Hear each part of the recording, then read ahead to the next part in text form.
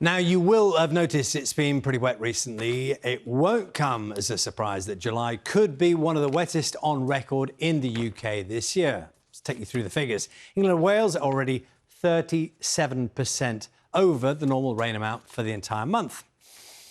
And it's the northwest of England and North Wales that have taken the brunt of the wet weather.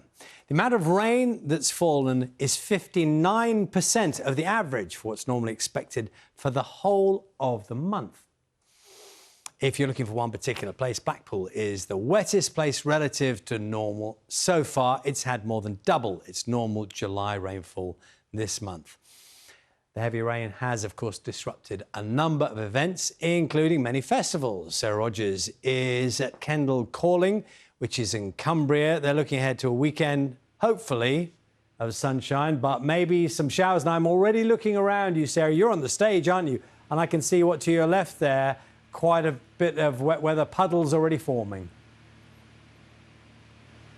Yeah, this is Lowther Deer Park. We came on the stage just to keep a little cover, actually, because there had been some downpours earlier. But actually, it's not too bad. We've got some blue skies coming in. Now, this is the main stage. This is where Kasabian headlined last night. We've got Rick Astley's going to be on today. This is part of the stage set up for Blossoms. It's been completely sold out. 40,000 people are going to be packing in here later. But as you say, this is against a backdrop of what could be one of the wettest, if not the wettest, July on record for some places. We will get those official figures on Tuesday, but it has been impacting a number of events and businesses, as my colleague Emma Vardy has been finding out. Talk about a mudslide. At Sheffield's Tramlines Festival last weekend, they weren't prepared to let the conditions spoil the fun. But now the clean-up is predicted to take weeks after the ground was churned up, causing damage to the park, which the council are assessing. And heavy rain also caused major problems for the Blue Dot Festival in Cheshire. Despite efforts to keep the show on the road, in the end, organisers had to cancel tickets on the last day and ban those with weekend passes from returning to the site. And for these visitors to Tor Bay in Devon, hardly the picture postcard they'd probably hoped for.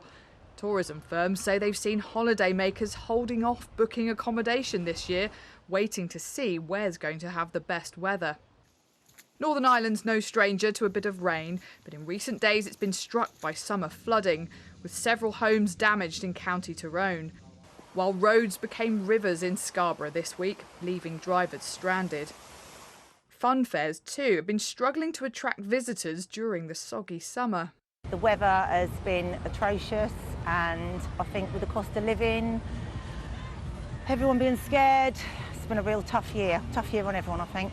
Everybody have got to feed themselves first and stay warm, and we are the last on the list, if you like.